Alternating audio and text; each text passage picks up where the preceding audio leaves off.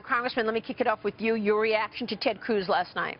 Well, I'm sitting in a group of Cruz supporters with the Texans behind me, and we stood the whole time. And when he got to that part of the speech about vote your conscience, vote for candidates up and down the ticket, the Cruz people said that's what we all needed to hear, and the Trump people said, we're not hearing what we want to hear. Yeah, I mean, and Trump knew it, right? Anthony Scaramucci, he knew what was coming. Yeah, he knew it. He was okay with it. Listen, I mean, part of leadership is that you've got to still knit a coalition. President Trump is going to need some help from Senator Cruz next year with his agenda. And so he was out there.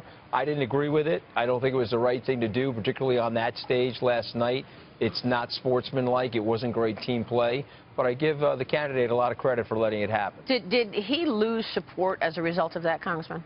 Well, I think we'll have to look back on this from some weeks to know. We don't know yet. But if I'm waking up this morning thinking about this, first, I wish it hadn't happened. I wish there had been a way that Ted Cruz could have been able to flow through the speech that he had, because he was calling us to a higher standard, and he was laying out a future for us. And again, the theme of freedom, a lot of that was lost in all of the confusion in the last, say, 3 minutes of his speech or so. And so I wish it hadn't happened. I wish we could have heard his speech clearly and cleanly the way it was designed to be delivered. And I think we'd have felt better about it. Why do you think he did that, sir, if you don't mind me asking? That he did. Yeah, why did he make why would Ted Cruz do that? Why did he not just endorse it? Well, I think that, and I don't want to open this up again and make a big issue out of it, because we do need unity. But you know, I'm standing there with Ted Cruz throughout a lot of this fight, from mid-November, all of December, all of January. I saw and heard the things that came down on him, and he has a father and wife and daughters that all took some pretty heavy insults through all of that. It'd be awfully hard to, I'd say this, that if Ted Cruz let the campaign know, the Trump campaign know, that he was not going to do a full endorsement. Right. They went forward with the speech anyway, and they knew that. And that's credit to Donald Trump, by the way. Total credit. Well, it is. Robert Wolf, you've been watching all of the excitement from New York. You're headed to the Democratic National Convention next week, as you are a supporter of Hillary Clinton. Yeah, we're looking forward to that. So what's your takeaway from watching all of this from afar? Is those 3 words, vote your conscience, is the anti-Trump movement's 3 favorite words. So as a Hillary supporter, I'm shocked that that was what resonated last night.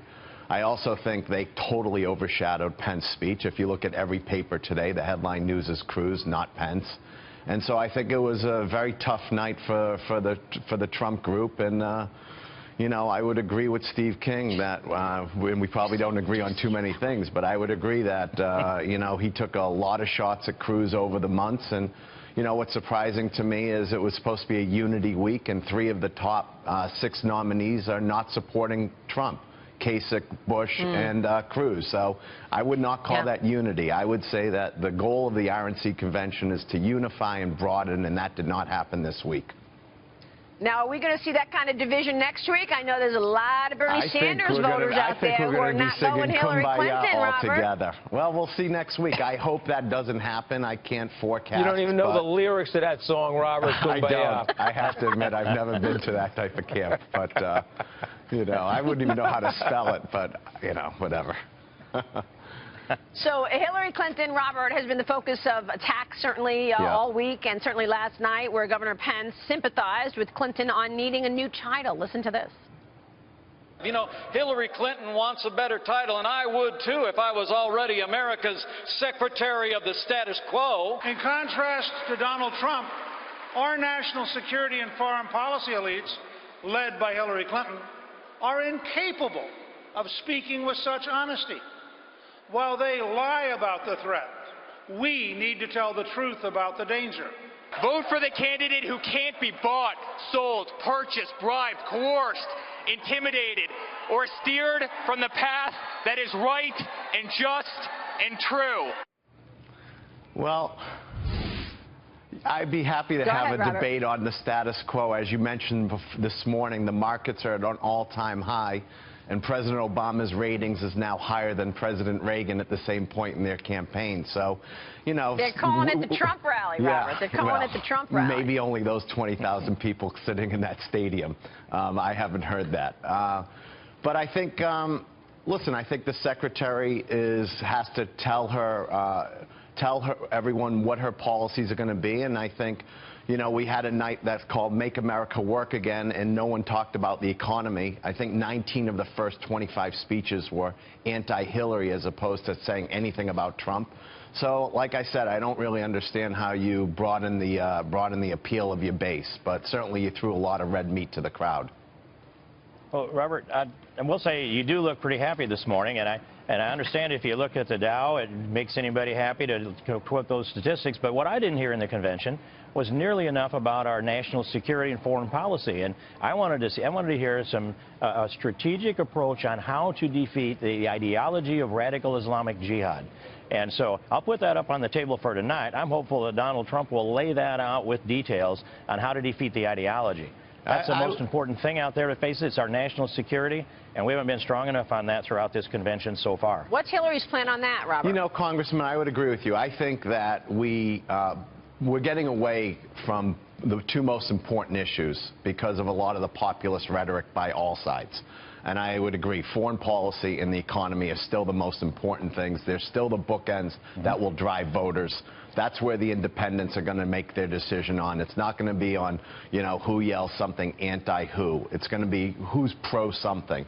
I think we learned from the Kerry Bush campaign that an anti-Bush campaign doesn't win, but a pro-Bush does win. I think that same with Obama, you know, versus Romney. So today, we have to really be clear on what the policies are to make us safe, both, you know, within our country as well as helping our allies. I thought the words from Trump on not helping our allies in NATO were incredibly surprising today. I'm surprised that didn't get a lot more airtime. And so I would agree. I think it's important to hear what Trump has to say tonight. I've heard that he's backtracking actually on that New York Times interview on NATO. But, you know, I think we all agree that we have to stand strong with our allies. Robert, you've got real wages down, despite the president's approval rating. Real wages for middle America down about 9.2% over the last 8 to 10 years. So what's the plan, Robert, to make that better? You know, I think that, Anthony, you've been in business a long time. First we had to pick up the slack. The average hour work week went down to 33-something. We had to pick that up. You know, we had a lot of these companies made huge productivity and efficiency gains, and we have this whole new technological revolution where bricks and mortars companies just are struggling. Also, the transferability of people, because housing was down, was tough. I think right now we have to really focus on making sure we start building in America.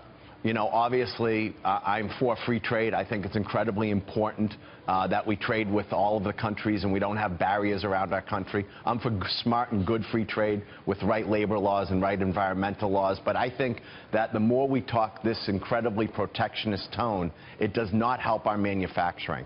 Okay, we are the lowest at exports as a part of GDP of all